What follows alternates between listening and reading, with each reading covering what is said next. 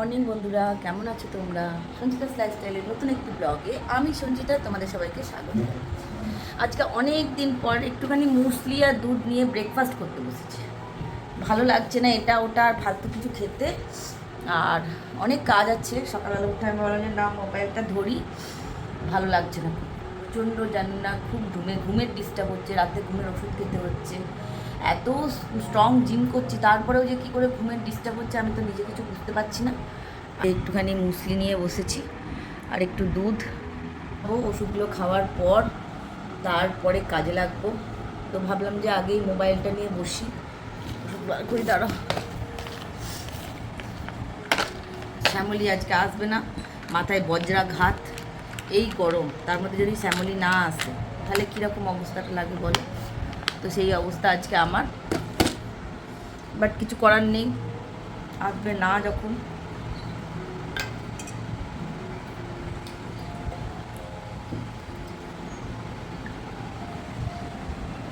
সুগারের ওষুধ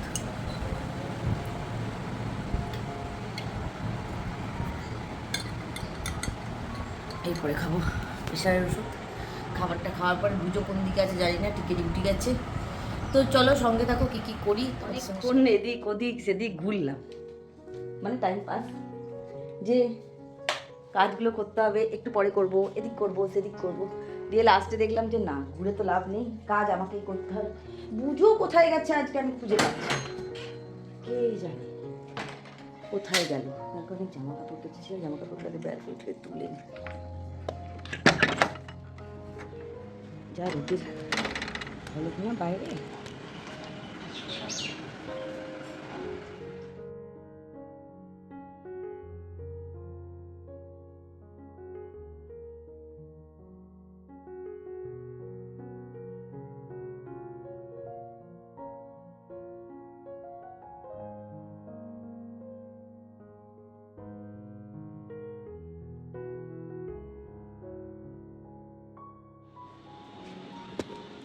বিকেলবেলা যদি সময় পাই জিম যাওয়ার আগে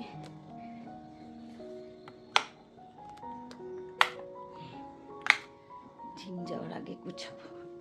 এখানে ডাই করে দিলাম, এইটা নিয়ে যাই, এটা ওই ঘরে থাকে, এটা ডিভানে ঢোকাতে হবে, বাকি এই ঘরে থাক।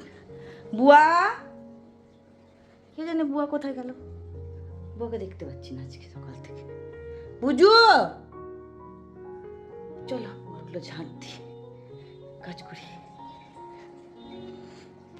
বারবার ভাবি তোমাদেরকে এই দিকের ঘরগুলো দেখাবো, কিন্তু হয়ে ওঠে না। আসলে ডাইনিংয়ের দিকটায় যেহেতু থাকি, সেই জন্য এই দিকের ঘরগুলোতে আর ক্যামেরা এনে তোমাদেরকে বিশেষ করে দেখানো হয় না। যাক, এই এখন কমসে কম তোমরা এই দিকের ঘরগুলোকে তো দেখতে পাচ্ছ। ঝাঁটটাটগুলো দিয়ে নিয়ে তবে কাজটা শেষ হবে। আর সব থেকে কষ্ট লাগে এই ঝাঁটটা দিতে, ওই যে ফ্যানটা বন্ধ থাকে। যা গরম পড়েছে, ফ্যান বন্ধ করে এক মুহূর্তেও থাকার উপায় নেই। যদি সব কটা ঘরে এসি থাকতো বেশ মজা হতো, ঝাঁট দেওয়ার সময় এসিটা চালিয়ে নিতাম। সেই ভাগ্য যে কবে হবে জানি না।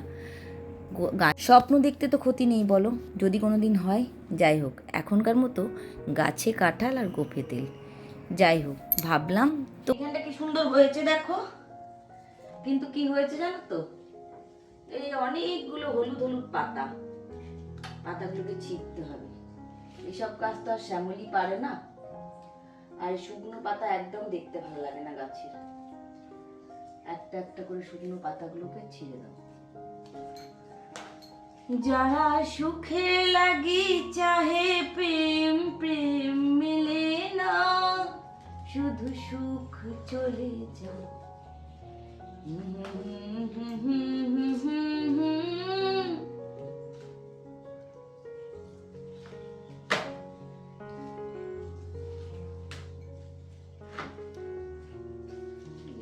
কাটিং করবো আজকে, দেখি কয়েকটা পাতা এখান থেকে কেটে কুটে নিয়ে গিয়ে এদিক ওদিক লাগাতে হবে, ওইদিকের গাছগুলো।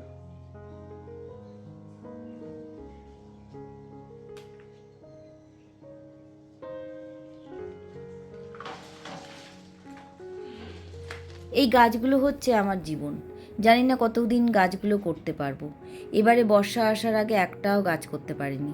ডেলি ভাবছি একবার নার্সারিতে যাই, কিন্তু জানো নার্সারির কাছে গিয়েও আবার পিছিয়ে চলে আসি।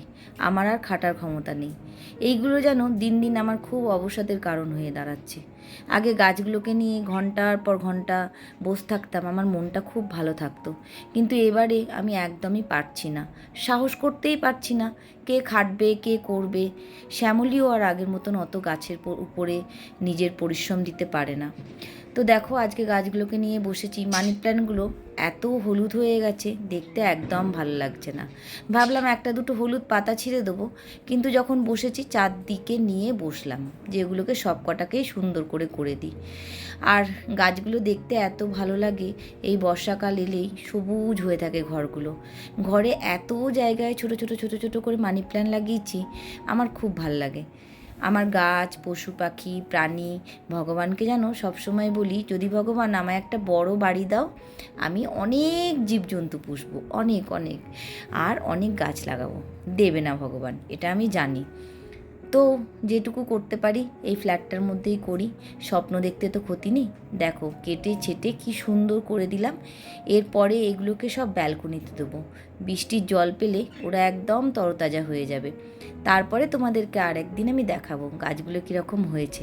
তখন তোমরা বুঝতে পারবে কেন এগুলোকে কাটলাম। মাঝে মাঝে গাছকে যদি প্রুনিং না করা হয়, গাছগুলো সুন্দরভাবে ছড়িয়ে ছিটিয়ে বাঁচতে পারে না, ওদেরও দম বন্ধ লাগে। তাই জন্য যেগুলো আগাছা সেগুলোকে কেটে ফেলে দিলাম। কারণ মাটিরও তো একটা নিজস্ব ক্ষমতা আছে, কি কতটা ও বাঁচাতে পারবে। খাবার কম আর মানুষ বেশি হলে যেমন মানুষ বাঁচে না, তেমনি গাছেদেরও হয়। মাটি কম আর চারদিকে যদি ডালপালা গজিয়ে ওঠে, সেই ডালপালাগুলো অতটা সুস্থ হয় না। ওদিকে গাছ করে চলে এলাম এই দিকের খাটের চাদরটাকে পরিষ্কার করতে।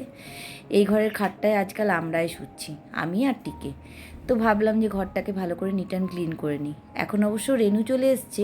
রেনু এলে এসি চললে আমি আর রেনু খাটে শুই, আর টিকে নিচেটাতে বিছানা করে শুই।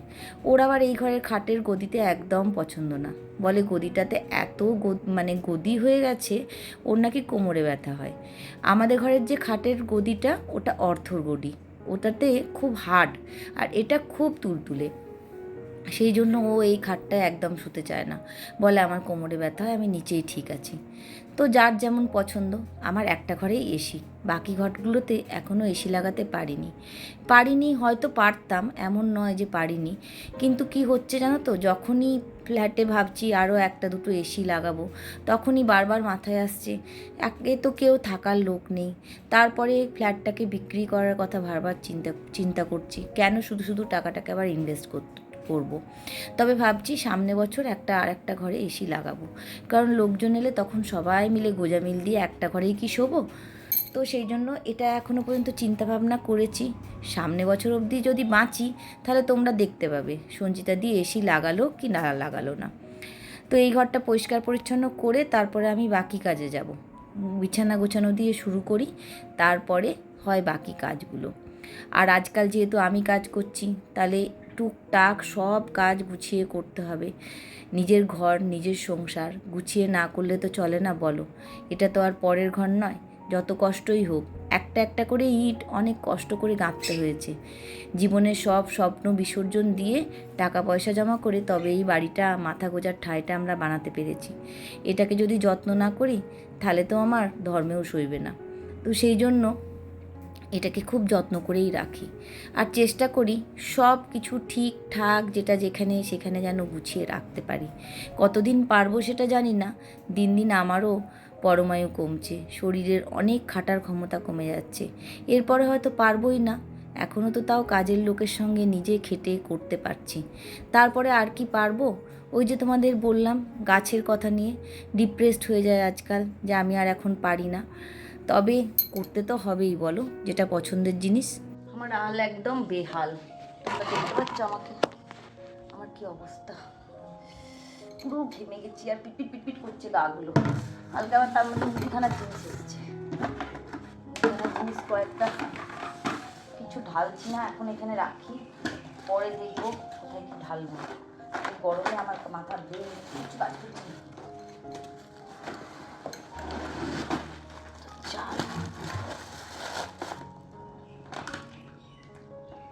চাল জিরে ধনে লঙ্কা